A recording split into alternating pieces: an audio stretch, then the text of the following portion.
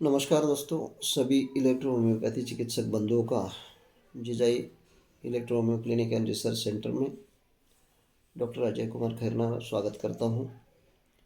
दोस्तों, electro homeopathy practice और उसके बारे में जो नॉलेज चाहिए उस नॉलेज के बारे में हम एक एक वीडियो अपलोड करते जा रहे हैं। इसलिए सबसे पहले मैं रिक्वेस्ट करूँगा कि आप इस चैनल को सब्सक्राइब करें और बेल आइकॉन को क्लिक करें, यानी हर रोज़ अपलोड होने वाले वीडियोज़ का नोटिफिकेशन आपको आता रहे।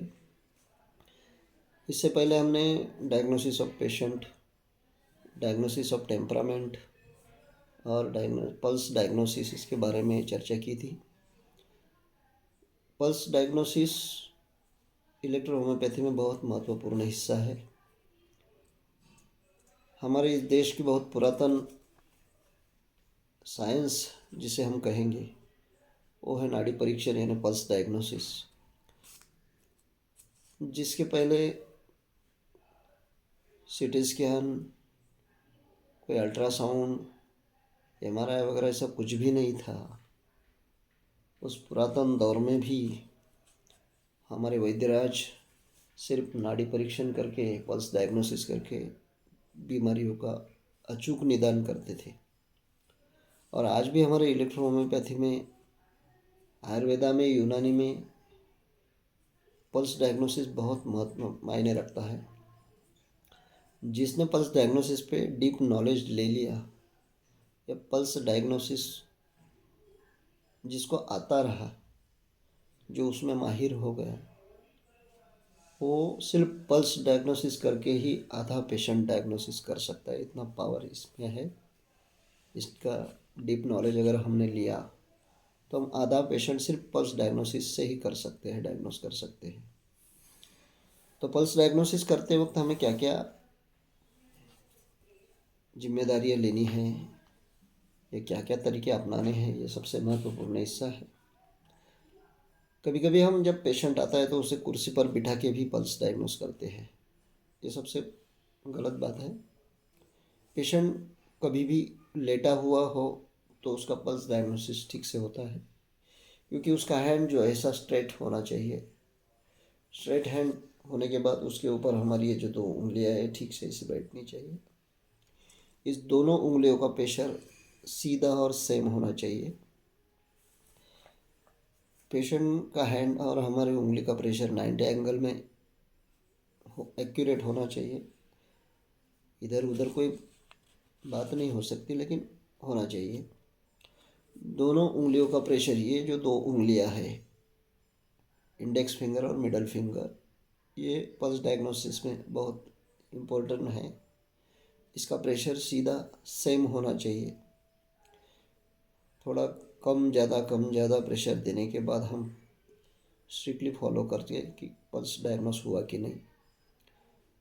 जब पल्स डायग्नोस हुआ तो उसको 90 एंगल से 75, 70, 75, 80, 85 तक जाके क्लियर कर सकते हैं कि प्रेशर कहाँ लग रहा है।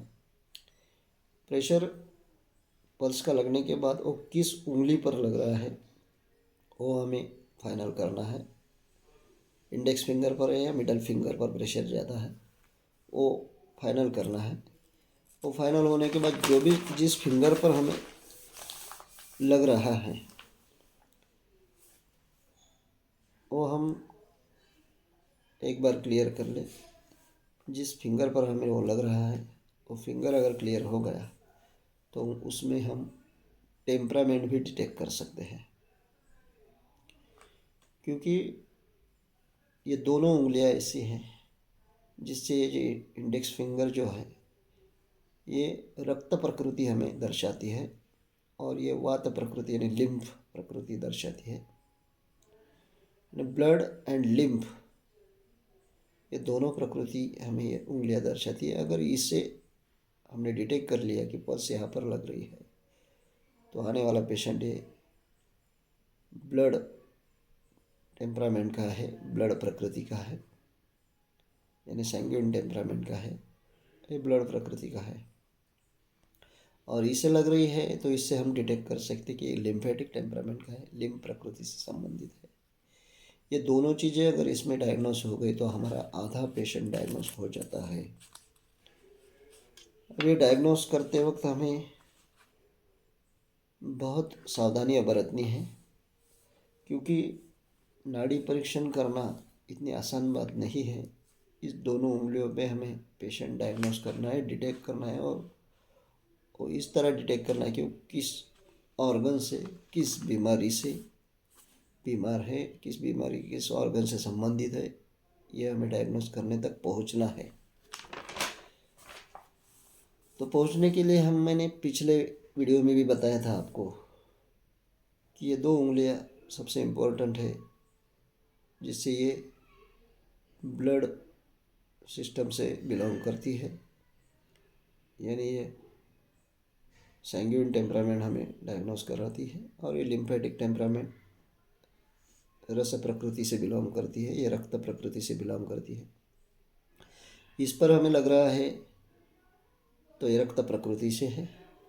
फिर रक्त प्रकृति में मैंने पहले भी बताया था कि इसके 3 हिस्से करने हैं, और जब फर्स्ट मेनिस्कस पे अगर लग रहा है, ये पल्स लग रही है, तो ब्लड बनाने वाले ऑर्गन अफेक्टेड है, ब्लड बनाने वाले ऑर्गन से संबंधित कोई बीमारी हो गई। तो ब्लड बनाने वाले ऑर्गन क्या है? लीवर और बोन मैरो। लीवर और बोन मैरो से संबंधित कोई तो भी बीमारी से संबंधित पेशेंट है, ये हम डायग्नोस कर सकते हैं। सेकंड मेनिस्कस यानी मिडल पॉइंट पे अगर आया है तो ब्लड सप्लाई करने वाले ऑर्गन्स से संबंधित बीमारी है, ये हम डिटेक्ट कर सकते हैं। तो ब्लड सप्लाई करने वाले ऑर्गन्स है heart, arteries, veins, vessels, brains, ये सभी पार्ट से संबंधित कोई तो भी बीमारी है, ये हम डिटेक्ट कर सकते हैं। और लास्ट वाले मेनिस्कस पे गए, यहाँ पे नाड़ी लगी, तो ब्लड प्यूरिफाई करने वाले ऑर्गन्स से संबंधित ये बीमारी है, ये हम डिटेक्ट कर सकते हैं। ब्लड प्यूरिफाई करने वाले ऑर्गन्स और उसके साथ में उसमें ऑक्सीजन सप्लाई करने वाले ऑर्गन्स भी होते हैं, इससे यह संबंधित बीमारी है, हम डिटेक्ट कर सकते हैं। ये कौन से ऑर्गन है? लीवर है, स्प्लीन है, लंग्स है, किडनीज है। इससे संबंधित किसी ऑर्गन से बीमारी इससे उत्पन्न हुई है, ये डिटेक्ट कर सकते हैं। यानी पहले इंडेक्स फिंगर पर हम ब्लड से संबंधित इतनी बीमारियाँ डिटेक्ट कर सकते हैं, इतने ऑर्गन से संबंधित है। ये हम डीप से स्टडी करके, डीप से समझ के एक एक पेशेंट को अच्छी तरह चेक करके डायग्नोस कर सकते हैं। इसमें हमें ब्लड प्रकृति से संबंधित सैंग्यूइन टेम्परामेंट का पेशेंट भी डिटेक्ट कर सकते हैं। ये इसमें आज समझ में आया। ये हुआ एक इंडेक्स फिंगर के बारे में। अगले वीडियो में हम मिडल फिंगर के बारे में चर्चा करेंगे। आज के लिए इतना ही। धन्यवाद। जय हिंद, जय माटी, जय भारत।